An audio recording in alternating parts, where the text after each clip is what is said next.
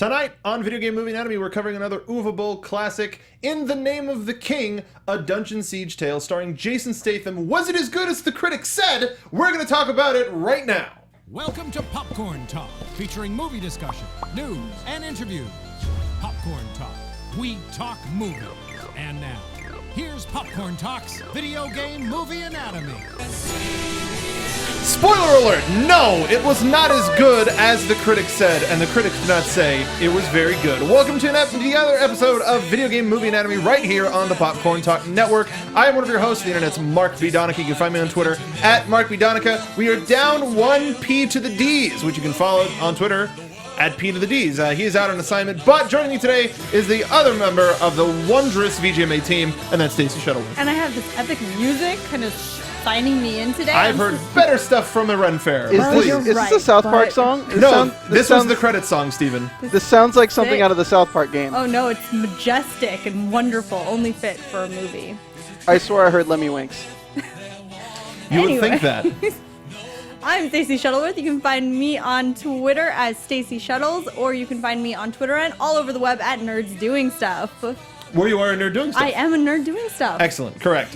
Today, we are talking about In the Name of the King, a dungeon siege tale, which is based on the Dungeon Siege franchise. This movie came out in 2007, and it was directed by the infamous Uwe Boll. Our favorite. The reason we picked this, or Patrick technically picked this, but he's way too busy of a human being, was the fact that it has a 4% on Rotten Tomatoes. He did it to punish us, and he's not here to reap his own reward. Right? He just left us high and dry with He's a monster. this. So if you aren't a follower of the Dungeon Siege franchise, or if you haven't seen this movie, I'm surprised. This movie is about a man named Farmer who sets out to rescue his kidnapped wife and avenge the death of his son. Two acts committed by the Krugs, a race of animal warriors who are controlled by the evil Galleon. Oh, it gets better. Just follow along with us. Just don't. Any thoughts to start off the show? General ideas. Normally I can figure out what exactly I thought was wrong with the movie after a couple of days of thinking about it. I've had several days to kind of ruminate on this one, and I don't even know where to begin still. Yeah. It's not fun. I really don't know. I'll admit, Far Cry, not good. But I knew why it wasn't good. But we could also enjoy it. There was something to Yes. enjoy. This cast is full of amazing actors, but for some reason, nothing hit home. How did this happen? The dialogue was poor. The direction was even more poor. The order of the scenes was unbelievably chaotic. There were a lot of quick scenes here and there to sort of feign I think I know what he was trying to do. He was trying to get you interested in multiple threads at the same time, but you didn't have enough time to focus or care about this one thing before going to the next thing. Not even close. And we didn't even watch the full one. There is a director's cut. There's a 2-hour cut of this movie. I'm sorry, a 1 hour and 27 minute cut, and then there's a director's cut at 157 minutes. Not a fan of either of those, and I can't imagine. Long enough. It felt so long. It took forever. No, I was a half an hour in, and I was like, oh, there's a lot of movie to go. We paused at about 22 minutes, and I could have sworn we'd been watching for at least an hour at that point. I don't know how it happens. Oh, I do. They rush through the important parts, the parts that are supposed to make us care about our main characters, just to get to Putty Patroller-esque action. No, they just threw us in there. Yeah. Nothing. Here, just Nothing fight. Boomerang. We'll get to the boomerang. But first, we're going to do what we call a speed run. A speed run is where we give our box quote, our quick review, our lightning fast review. It's usually a definitive statement. For instance, Mortal Kombat has a cheesy script, but nails the spirit of the game. Street Fighter's costume designer was the only person who did their job on that film, actors and all. Stacey, do you have your speed run? I do. This is less of a speed run and more exactly what I need printed on any copy of this. If they're still around. If they're still around. So this is what just needs to be printed. The only thing on the box aside from the title. In the Name of the King, put this box down and walk away. That's it? All right. That's it. I think it's the shortest speed run you've done. It is. That's it. All right. So mine, A Dungeon Siege Tale is a movie performed as if high school students were reading Shakespeare and had no idea what they were saying. There was no emotion behind most of this dialogue. And if there was any dialogue, or if there was any emotion, it was the wrong one. Yes. Or a completely different one. There's a wonderful segment on another podcast called Hollywood Babylon that is hosted by Ralph Garman and Kevin Smith. They do a segment called Shit That Should Not Be... No, they... what is it called? Exquisite Acting, where people point out parts from really good actors that do really less than great jobs. And Burt Reynolds' line of, "What the hell does that mean?" was me throughout the entire movie. The whole time. Why is Burt Reynolds a king in this movie? I don't know. I honestly can't answer any questions about this movie.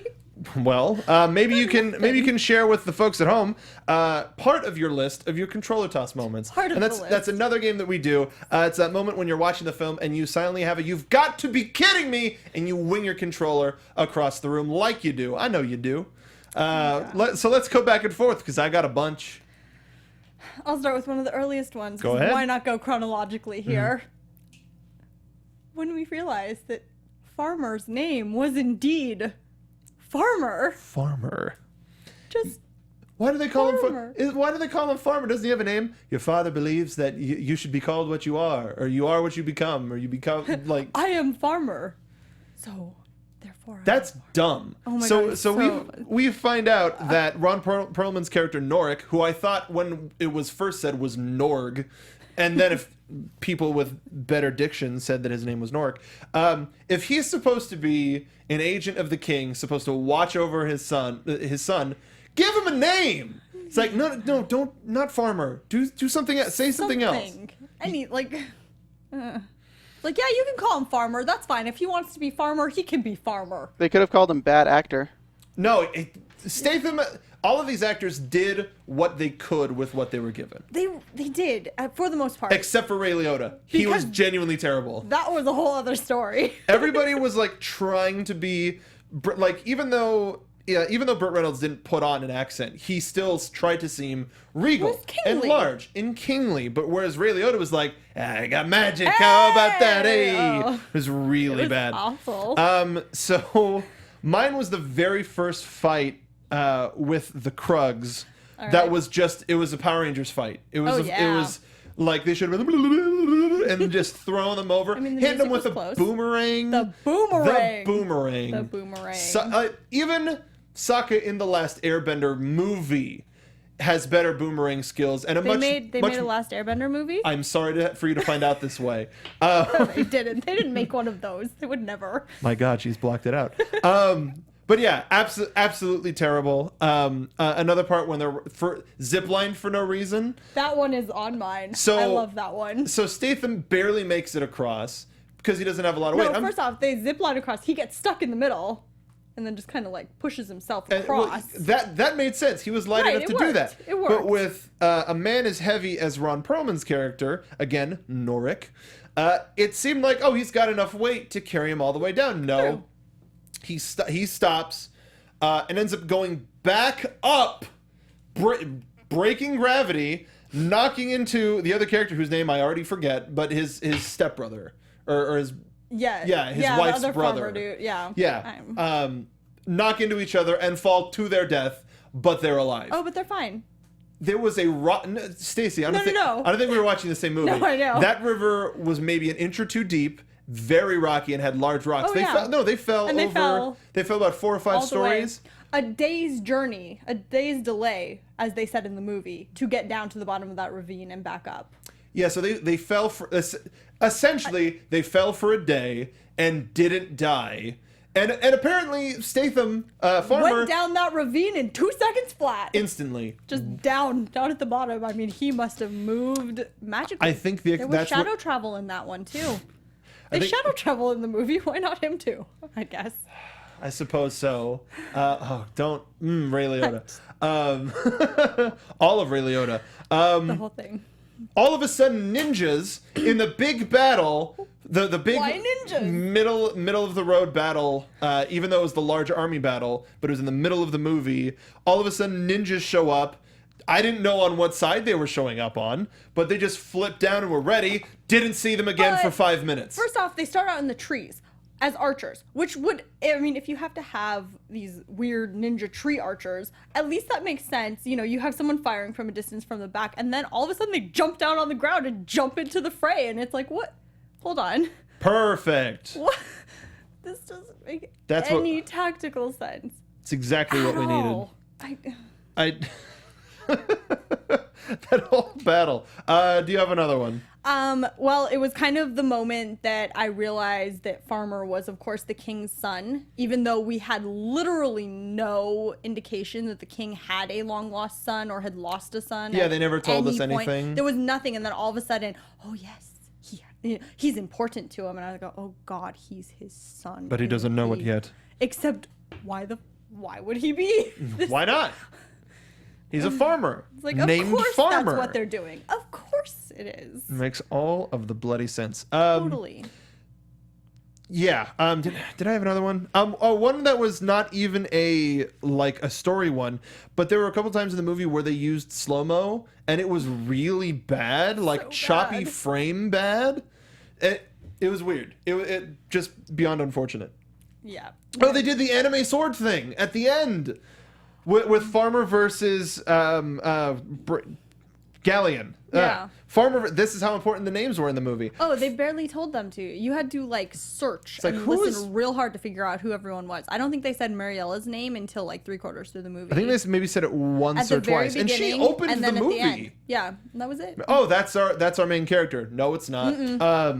But yeah, so at the end, Jason Statham and Ray Liotta have kind of a sword fight, which had one of my favorite lines in it, but actual favorite lines, not a cheesy one. Mm-hmm. And they do the anime sword thing where they charge at each other and swipe and stop, and you have that moment of, oh, who killed? But of course we know who flippin' killed who. Duh. And Galleon falls over dead. But it was just like, that was the only thing that came to mind. They did the anime sword thing. There's no name for that because it's stupid. Fair enough. Fair play. It doesn't need a name. Do you have another one? All of it. All of it? All of it. Let's do one more each if you have one. More just the way that they decided to do this with the tree girls. Yeah. And this is the way they kind of glide through the forest.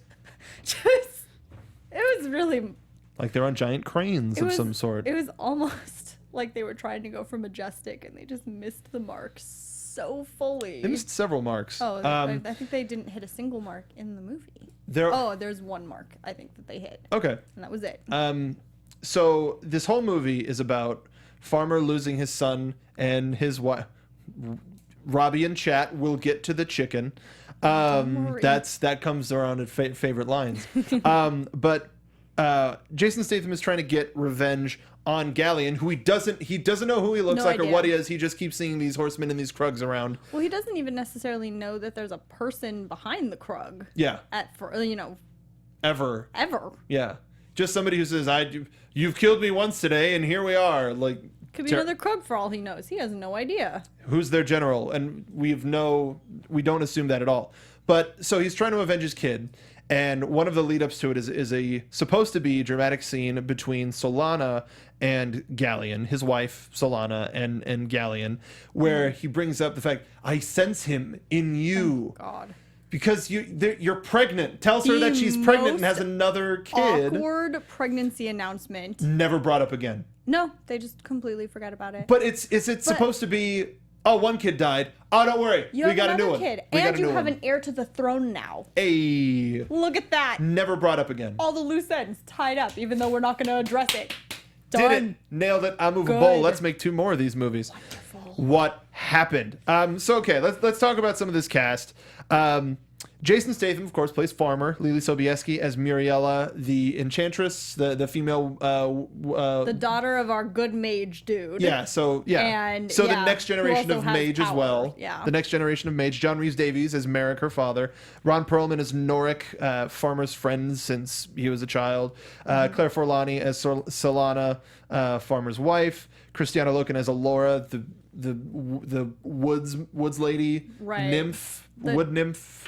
I don't think know. that's what they were going for. I don't know. But I'm not entirely sure because it almost seemed like they were just human women who decided they were sick of the king's crap and moved off into the forest. They were and like forest Amazons. communed with the forest. I suppose so. There was no other mystical. The element winner to it. of the most over-the-top performance, Matthew Lillard as Duke Fallow, who is the king's nephew and as we know, only heir to the throne. Who we find out, oh, surprise! He's in league with Galleon, played by Ray Liotta, to take over the crown. Awful. You know, when he first came on, though, I was like, Awful. oh, he's going to be the little douchebag nephew. That could be fun. And he was playing it kind of fun. Like, he kind of seemed like the only person who seemed like he was having fun. He's like, I know I'm on the set of an Uwe Boll movie. We're just going to be over the top, insanely ridiculous. And then it just fell into the trope, and it was like, yeah, no, I'm tired of you two. Get out. Like, stop. Stop. Just Get out. No in more. the name of love. Yeah. Keanu Reeves did a better job in Much Ado About Nothing.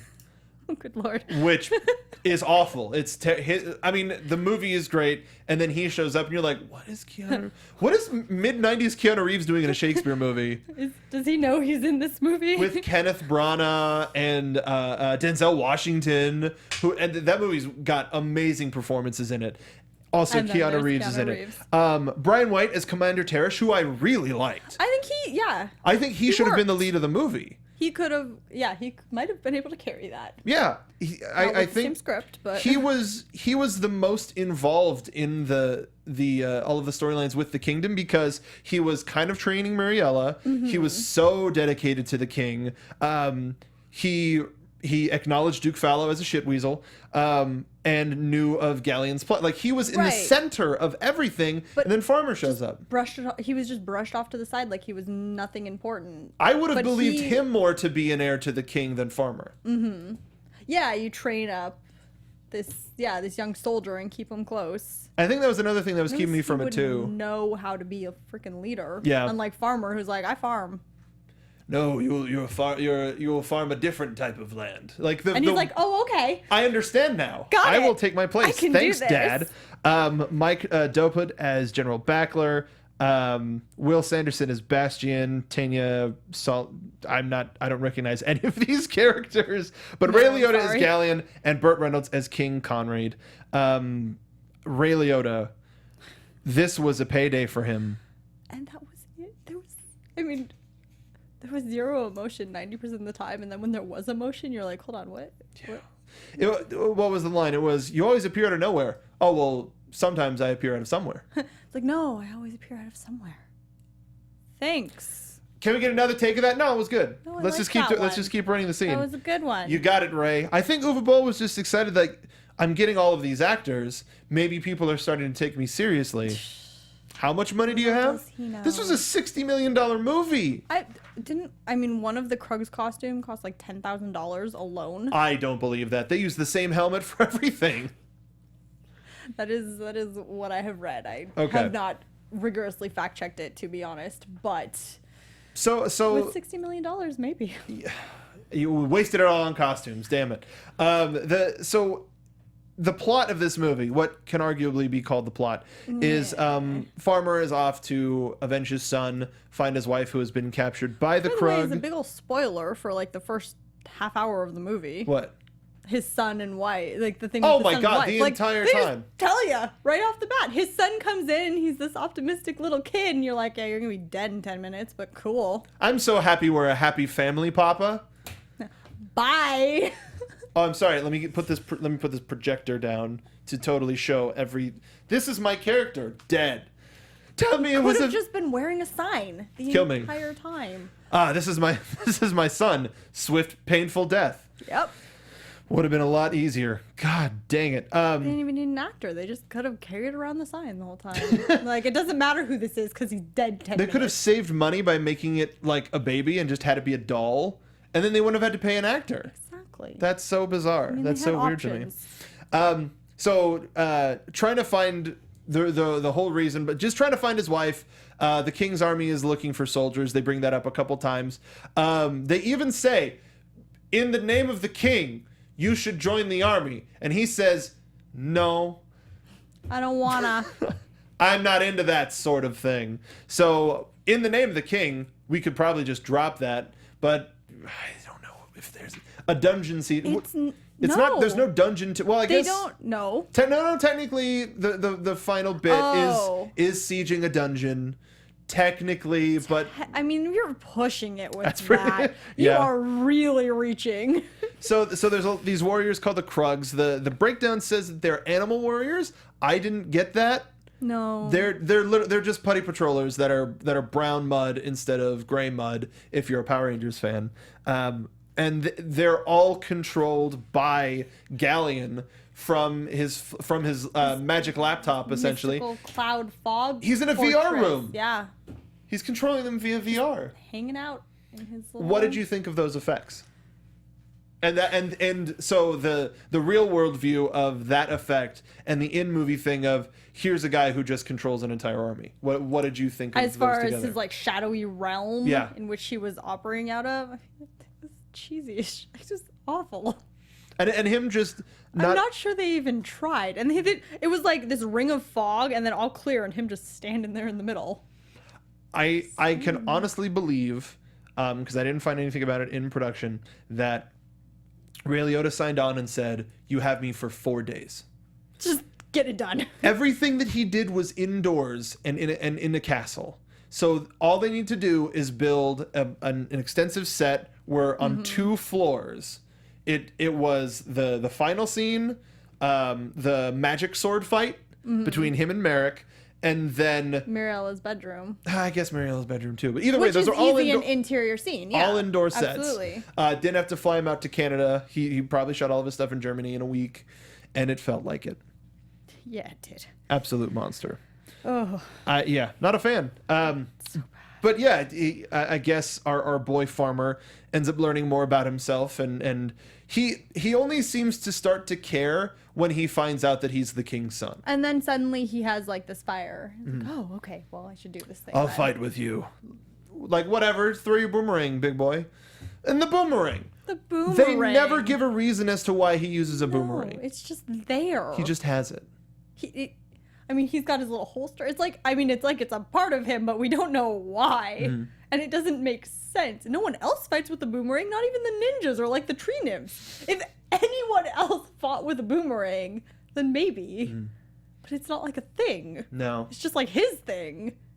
But why? That's what the extra half hour is. That's the director cut is him training with the boomerang and There's as a kid. whole sequence. I can believe it. I don't want to, but I could. Yeah. Yeah, he starts fighting for the king. The king ends up getting poisoned by Galleon. And he's like, oh, It recovers. how much time do I have? Enough time. And goes into battle, apparently not weak at all, and gets Totally shot fine. by Duke Fallow on the second try. He is completely fine. All through his, little heart-to-heart with his son where they bond over farming a different kind of land. And then just suddenly, all of a sudden, he's like, okay, done. And just drifts off. You know what it was? It's like, did my check clear? All right, I'm out. Bye. It even looks like he's wearing a t-shirt, like with the arrow wound in him. It like there were small black sleeves that came out of it that looked like Under Armour. Beautiful costuming. And not even. That was another freaking thing. Everyone is wearing this heavy chainmail, except for the king.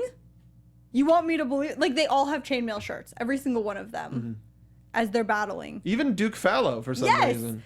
Except for the king. He is literally the only one without protective chainmail. How? Why? Who would let him go out like that? If the scene went on a little bit longer between him and Merrick, where he was like, I want to go out on the battlefield. I want to go out on the battlefield, so I'll just wear minimal protection because it's a lot less painful and more honorable than dying by poison. Okay. I'll accept that. All right. Go Burt Reynolds. Sure. Go King Conrad. Rather go out in a blaze of glory that you're kind of asking for at that point. Yeah, as opposed to the couple people inside his court that were like, didn't that boy just get poisoned? Whatever. Sure. Whatever. Is like, that's what, hey, Uwe, do you mind if we do this differently? Whatever. Sure. Whatever, go ahead. This is all going to my tax break. Yeah, I mean, Solana ends up getting found out as Farmer's wife.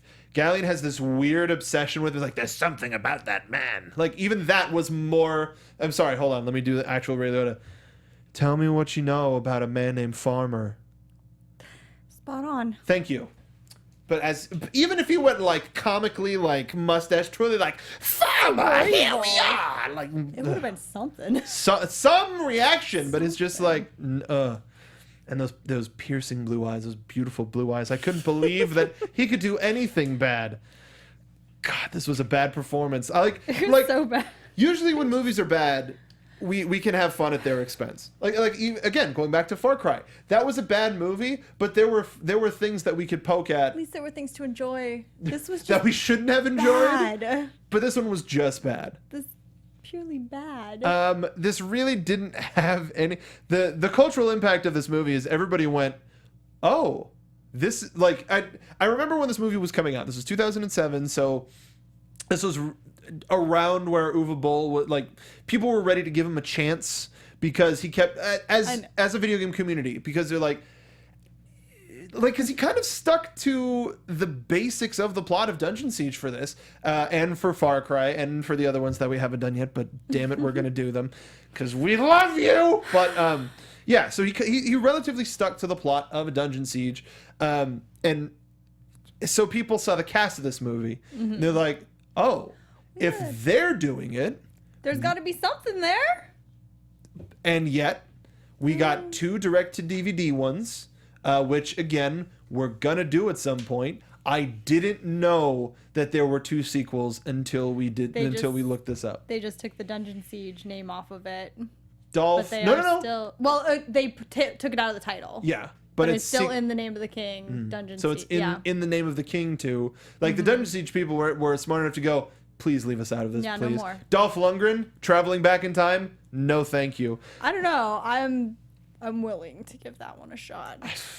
I mean, if it doesn't have Dungeon Siege in the title, maybe we shouldn't do it. But yeah.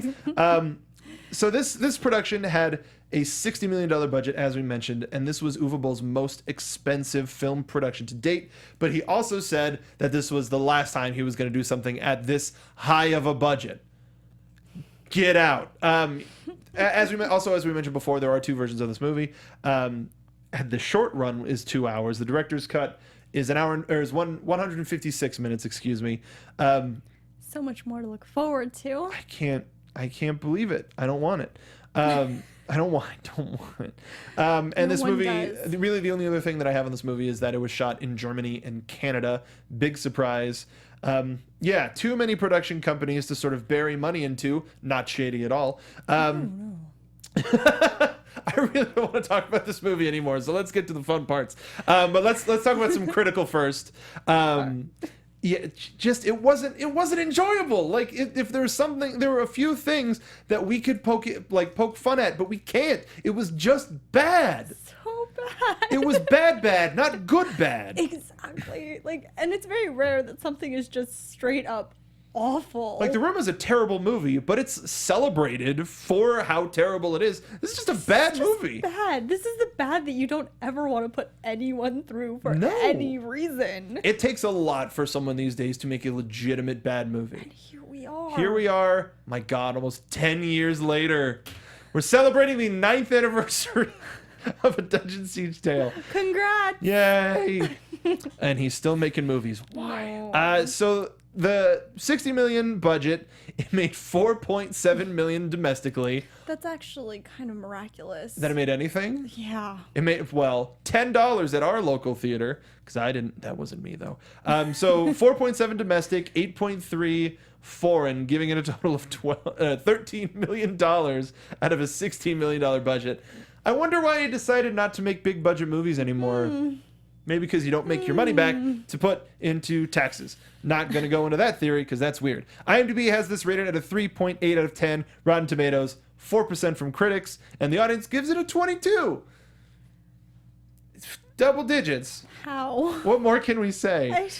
I would like to have someone who liked this movie come tell me about its merits. I wish Patrick was here. I looked so hard to find them. Yeah, to find somebody who liked it? No, just to try to find anything that I could like about it. I think if if we just loop together Burt Reynolds, what the hell does that mean? For 2 hours, I would like it a lot more. Yeah. And probably be a lot more engaged. It's like, oh, here it comes again. Yes. Like for 2 hours than I was Tell him, watching Burt this. Reynolds. You tell him, Burt. Actually, really quick. Going back to the production, the score. It just needed to chill out. Okay. It didn't stop. That is literally one of my notes on here. Yeah? So the scene where they're burying the bodies, which by the way, you don't immediately get clear indication that his son was killed. You just see him burying. Or, I thought that, doing a grave- I thought that he it was the found his grandparent. wife. Or his wife. You don't know. Yeah. For quite a while. And so Nope, gotta during cut it this for scene, time. Cut it for time. You don't know. And so during this scene, the music is just insane. It's just pressing and loud and just, I mean, it's thundering. And yeah, I literally went, oh my God, please calm down. My exact note was the score has no fucking chill. No, it doesn't give you a break. It doesn't calm down at all. It's just continuous. And that makes it boring, which even is even worse. There was no, I don't think there was any tension in any of the fights before Farmer makes it to the final battle, because it's like, oh, it's just a doll. I just kill it again, whatever. Woo. Also, I found it really funny in the I noticed in the duel between Teresh and Duke Fallow that the effort sound effects didn't match the mouths. And that's so, if anybody can notice that, that means that they shouldn't be paying attention where they need to be. And that's another sign of a bad flippin' movie. I don't know why I didn't say fuck, because I could have. So this one calls for it. This one calls for it. Let's do some reviews. Why don't you read Sam Adams? All right. Which I could go for now. I could go for a delicious Sam Adams. Would have softened the blow of this movie. All right, so from the Los Angeles Times, we have Sam Adams. Uwe Boll isn't the worst director in the world, but In the Name of the King might be more enjoyable if he were. Seriously, I totally agree with that. Because then at least we could have had some fun with it. Yeah, this is bad, not fun bad. Bad. And I totally don't agree with this next one from Joshua Tyler at Cinema Blend, who says Boll manages to hold this disaster in the making together by infusing it with unexpected energy. Hold on, let me just make some changes right here. Boll holds this disaster. There we go. Boll holds this disaster. Done. There we go. Made Yeah. it. Thank you, Joshua Tyler from Cinema Blend. That is now a better review. Awful. Absolutely awful. Could not stand this movie. All right. Let's have a little bit more fun. Let's talk about our favorite lines. These could be actual favorite lines that got us engaged in the movie. I actually had one. Right. And other ones that are just beyond silly. I've got 3 total. How many do you have? All right, I think I got 3 also. Okay, so why don't you go first? All right. So this is one of the Galleon ones, and this is one of just mostly because of his beautiful delivery, just beautiful. So it's right. It's when Farmer is like kind of starting to fight back a little bit. Yeah. And he takes him out and he goes, "Well done, a man with spirit," and it's just the most dead-eyed line. Just there is no emotion behind it. And what does that mean? Why do we care that this is a man of spirit to you? Whatever. What an ass. Knows? Mine was at the top from our good friend Norik. Give me the chicken. Arf, arf, arf. Bless you. It was beautiful. Give me the chicken. Give me the chicken. Like what? Ron Perlman, what are you? You know, that's all I needed to see. It's like, oh, that's this That's movie. it. But then we didn't get any of that joke. Like we got one line for the zip line, but then after that, it was just, I'm not gonna go out like a slave, and then he dies unceremonious. So, spoiler. Apologies.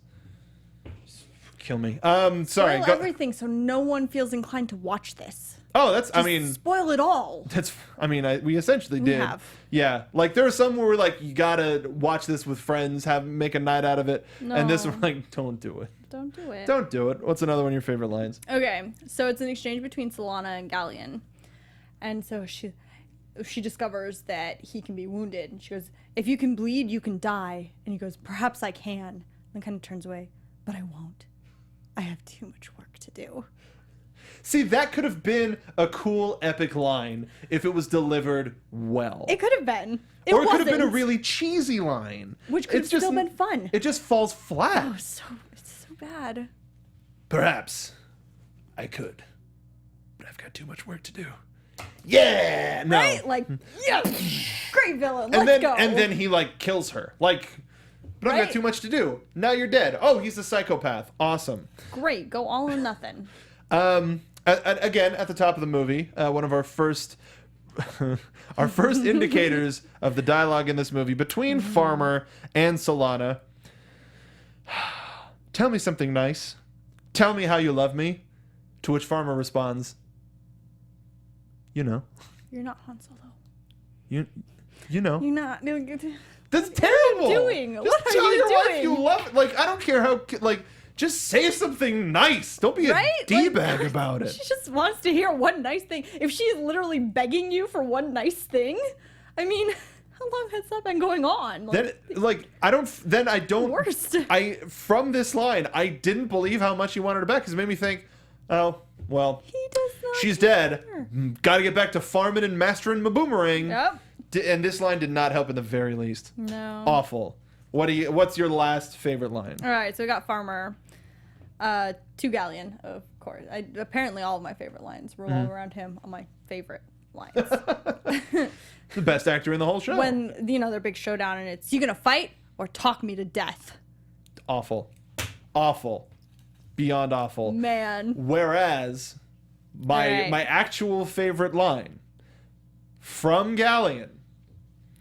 What manner of vengeance are you enjoying, Farmer? The vengeance of a father?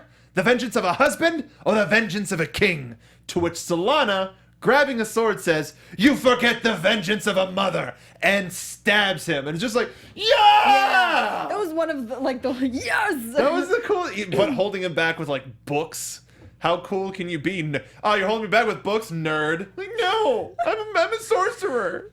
I'm a king of the crag. Evil, and I'm gonna rule everything. You idiot, you're just a stupid idiot. You couldn't even stab me, your wife did. Idiot.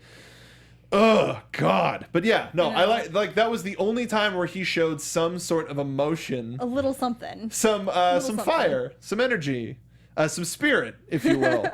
Spirit. But yeah, let us know what your favorite lines are. Oh, and of course, Burt Reynolds. What the hell does that mean? Of course. So good. Goes without saying on that one. I think I'm gonna pull that and just have it on go for everything. All right, so here's our other game that we like to play, and we totally didn't steal this from Action Movie Anatomy. We like to recast the movie based on the year that the game was released. So the original Dungeon Siege came out in 2002. It was an action RPG. There are a lot of fun action elements to it for the PC. So we're going back to the year 2002, what some might call, I guess, a year in movies. There was a lot of weird, there wasn't a lot of good leading women that year. No, not at all. A whole lot of romantic comedies. And if they were good leading women, they were in Lord of the Rings, which is essentially... The two biggest movies were Chamber of Secrets and Two Towers. Yep. Those were the two biggest movies of that year. I figure 2 sequels. Was that Romeo Must Die? One of the DMX Jet Li ones came out that year. Queen of the Damned with Aaliyah came out that year. Either way, there's a lot. So for this, we're going to be recasting Mariella, the sorceress, who we didn't even talk about, which was just kind of like, she was trying to hey, I'm a sorceress and I can fight. Put me in the army. No. Okay. She got very little accomplished. That was it. Until the end, when all of a sudden the women were the only ones getting things accomplished.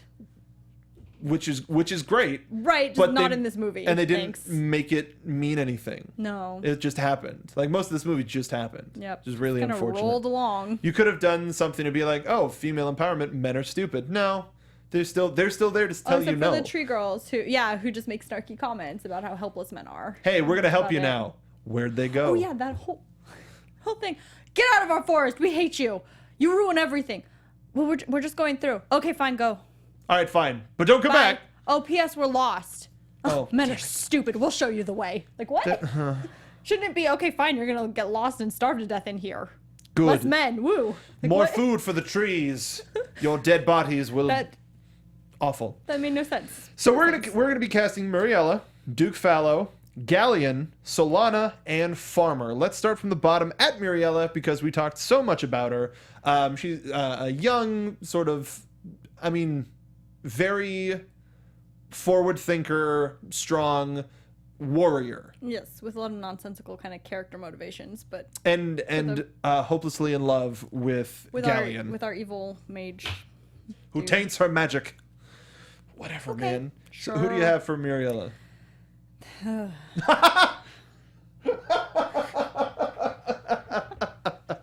Okay, fine. Do you want me to go first? You can go first. So one of my favorite movies to come out in 2002. I saw it in theaters. I absolutely loved it. It was a little movie called Catch Me If You Can, starring Leonardo DiCaprio and Tom Hanks.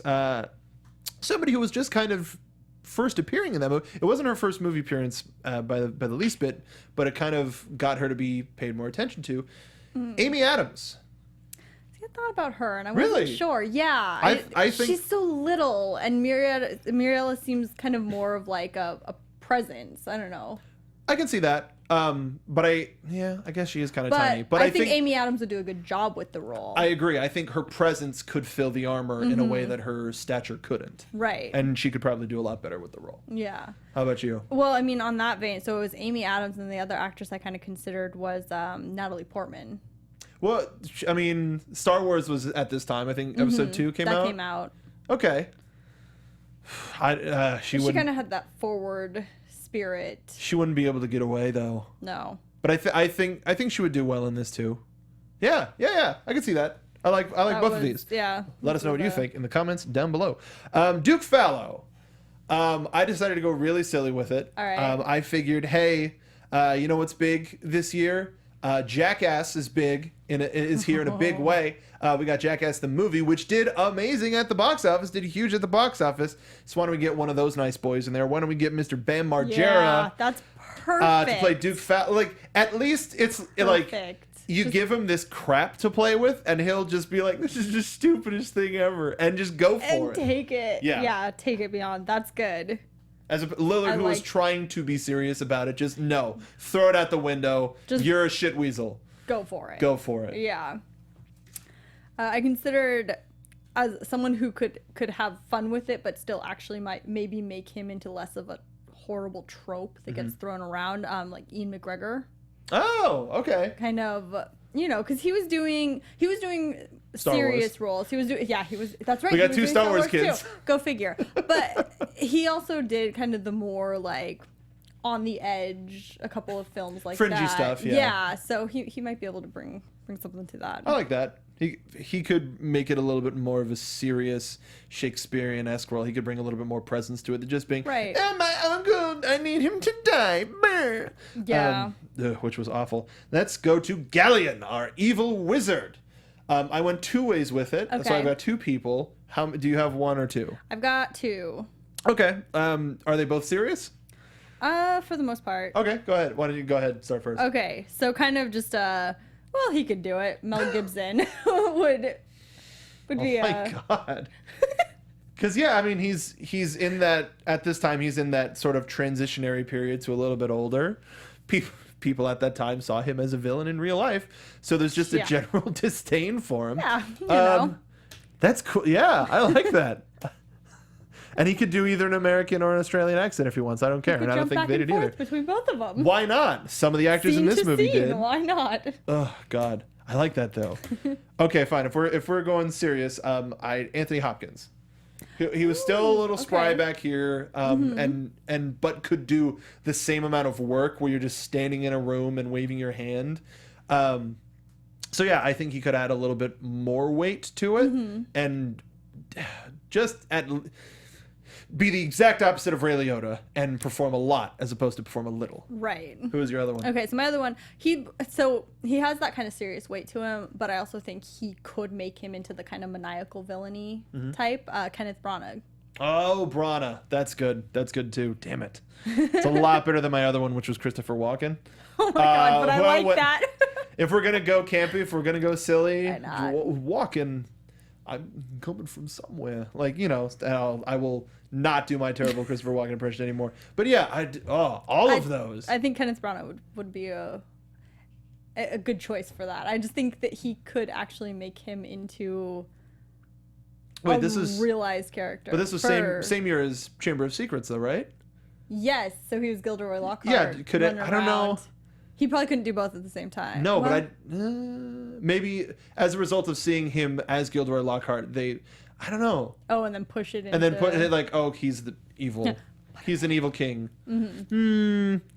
I know he can do it. Right. But that's like... At the time. Going from Gilderoy Lockhart to this would be interesting. Would be interesting. Our female lead, Solana. Who do you have? Well, if we want to borrow from Lord of the Rings, which I tried to avoid at all costs, you've got Liv Tyler, who would have that kind of... Liv, I was thinking for Muriella. For Muriella? Yeah. It's Liv Tyler. Yeah. And you think, oh, Lord of the Rings? Damn it. She already plays that character. I know, she's already there. Why not? Well... somebody who was trying to reinvigorate her career in the year 2002 was a Ms. Katie Holmes. Trying to get back into the world of acting after being a hardcore mother. Still kind of in the Scientology realm at this point, but she was trying to get back and re-own her career, and I think that she could be this strong lead. Good. Yeah. Yeah. All right. Farmer, our action lead, which oddly enough, a lot of the actors in these parts in this movie were doing stuff we're working in 2002, but we're also kind of re-emerging or just straight up emerging in 2002. The Transporter came out in 2002, and so it's like, oh. Well, of course we want Jason Statham for our lead action star, but can't choose him because he's already here. Who do you got? Let's go with Liam Neeson. You went older with it. A little bit. Wow. Well, I mean, he's a father. He's a grown man. I guess but who's he the was king a young at that father. point? That's true. That would be that. I think you would have to put like Hopkins. Yeah. You'd have to put a much older actor in there. Interesting. I was thinking of Neeson for Galleon. But I went with Hollywood heartthrob, though you may not think so if you started watching him in Penny Dreadful, Josh Hartnett. Yeah, he was still a thing in 2002. 40 Days and 40 Nights was one of the most advertised comedies in 2002. I was just like, that's a weird movie. Oh my God, that terrible man, that poor man. Yeah. If you don't know what 40 Days and 40 Nights is about, why don't you Google it? But yeah, he was the hotness in 2002, and I think he would be if a studio wanted it, like let's get this kid in there. But I think him with Liam Neeson as King Conrad, that could be fun. That could be fun. That a lot. Yeah. All right, interesting. We'll move Liam Neeson up. All right, let's upgrade him. Yes. Whatever. I'll stick with Burt Reynolds. Why not? So why don't you?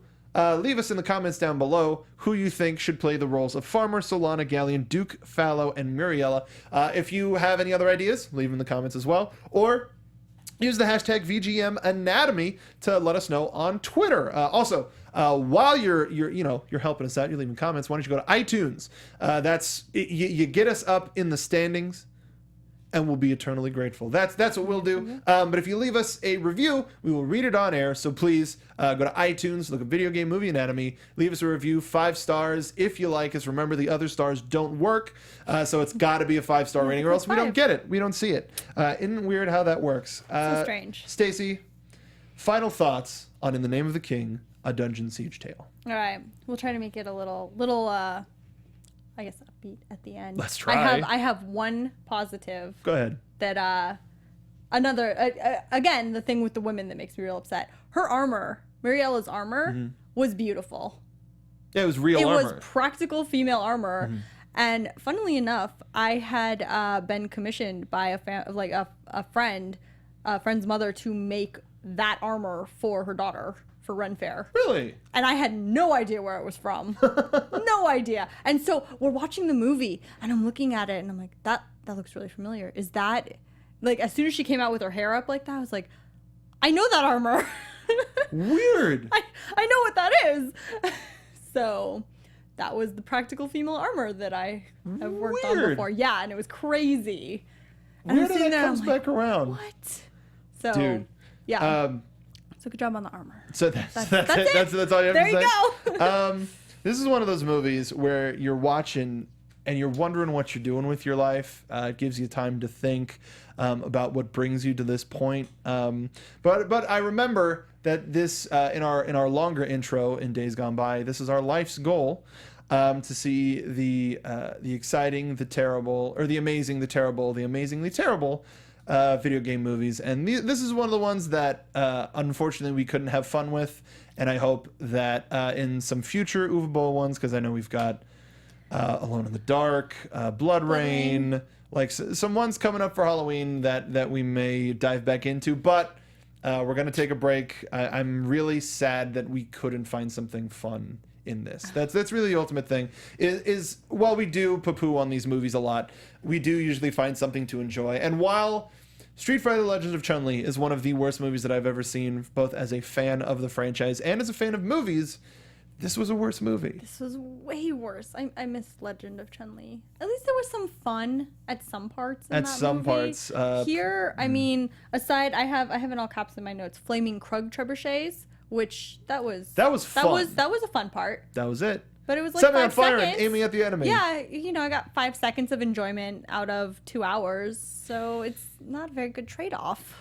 Not a very good trade-off at all. So now we know that there were 2 sequels that were just in the name of the king. They were not associated with a dungeon siege. So it's a medieval property. Those are slowly kind of coming back on TV. So for a dungeon siege, not in the name of the king, for a dungeon siege, would you want to give this an extra life or a game over? See, I like the medieval aspect of it, and I don't think we have too many medieval options, or at least thoroughly fleshed out games with medieval options to play with. So, like, in that respect, I'd like to see more with the medieval, but I don't know necessarily that I want to see Dungeon Siege. I don't know that there was all that much story. I mean, at least originally.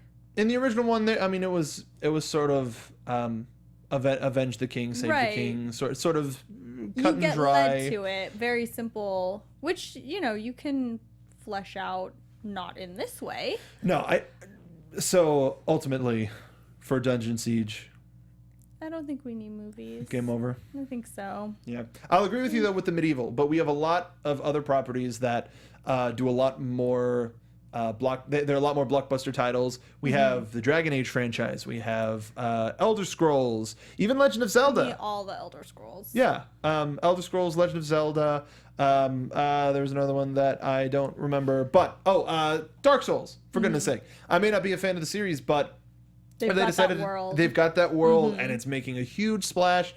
I think with any of those. Let's go nuts. Let's stay in this medieval thing. Game of Thrones. People are trying to look for another Game of Thrones while that's sort of wrapping up with its next season.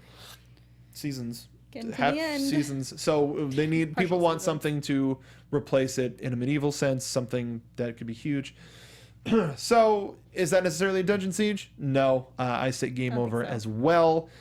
Oh, goodness gracious. I'm very excited that we don't have to watch those 2 sequels because they're not Dungeon Siege movies. No, they're not. And I do not want to see another Dolph Lundgren movie unless I'm watching Rocky 4. You monsters. All right. So before we sign off, I'm going to let... Actually, I want to let you pick. Option A or option B? Option B. Very good. All right. So we went we're going to go from medieval times into the stars. In 2 weeks' time, we're going to be coming back and doing Wing Commander for Video Game Movie Anatomy. Another one starring Matthew Lillard. So make sure to come back for that. Remember, we are here every 2 weeks covering your favorite or least favorite video game movie adaptations. And since we're tired of all of the Resident Evil re-releases, maybe we'll do something to get them all out of the way before the new movie comes out. Finish them off. Maybe we won't. I don't want to, but I feel like we should, so we don't have to deal with it anymore. So in 2 weeks, we're going to be doing Wing Commander. Until then, Stacey, where can the folks find you online? You can find me online at Twitter at Stacey Shuttles, or on Twitter and across the web at Nerds Doing Stuff, where I'm a nerd doing stuff. And you're making an appearance at Long Beach Comic Con. I are you not? will be at Long Beach Comic Con. I'm going to have an artist alley table for the first time ever. I've got jewelry and sewn goods and all kinds of fun stuff. That's So super cool. If you're at Long Beach Comic Con, come find me. I got to make it down. Like another friend of ours used to go to Long Beach Comic Con every year, and so it's just like it seems like a place where I can actually go and read comics. It's and a see fun comics. one. It's a really good con. What We always are have the fun. dates again? It's September 17th and 18th. Okay, yeah, I could. Just a little weekend con, lots of fun, lots of good cosplay, lots of good people. And I'm sure if you're a fan of the Con Guys, they're probably going to be covering it on their show as well. So make sure to check them out. Make sure to check out all of our other shows here at the Popcorn Talk Network, including Jedi Alliance, which celebrated its 100th episode today. Woo! Yeah, it was a really fun episode. We had two of the previous hosts of the show on, Joseph Scrimshaw and Ken Knapsack. We're trying to get Maude Garrett, who was one of the creators, back on soon. So go check that out. It was a celebration. We didn't talk a lot about the current news. We just talked about the state of Star Wars. So go check that out. Also, if you're a Screen Junkies Plus member, why don't you do yourself a favor and go check out Gamer Fights. I was on Gamer Fights this past Friday versus, oh my goodness, an amazing panel, an absolute remarkable panel that wow. They were That kind of an experience. Once we went off the air, all the crew people went, that was crazy. I went against Samurai Erica on Twitter at Samurai Erica and Vernon Shaw. Absolute madness. I really want to go back. It was so much fun. But make sure to follow all of us here at the Popcorn Talk. Subscribe if you're not. Follow me on Twitter at Mark B. Donica. Follow Patrick at P to the D's. Play some games, why don't you? That's why you're here. Play Abzu, play Inside, play all of those great indie titles that are out right now. But until next time, we will see you in space! From producers Maria Menounos, Kevin Undergaro, Phil Svitek, and the entire Popcorn Talk Network, we would like to thank you for tuning in. For questions or comments, be sure to visit popcorntalk.com.